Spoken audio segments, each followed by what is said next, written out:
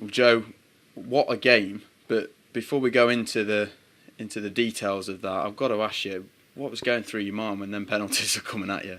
Well, just sometimes just guess the right way and you get lucky, But done well to get there. I think the lads were superb throughout the night, and that's the reason why we did take the penalties. And fortunately, it was my day today. So, yeah. At half time, you got the nod, maybe a bit unexpectedly.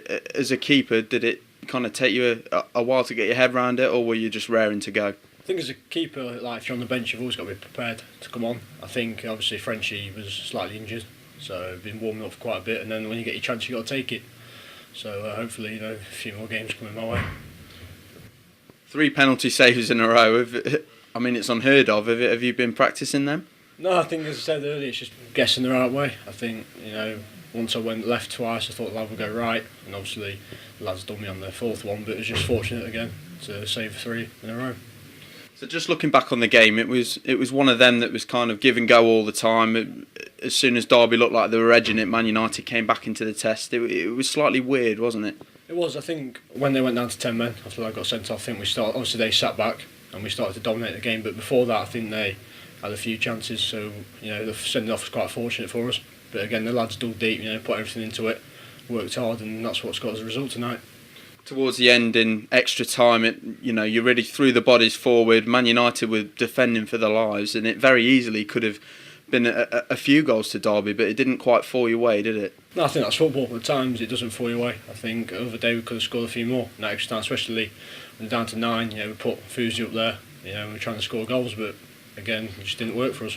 So went to penalties, and fortunately, good enough to save them. So.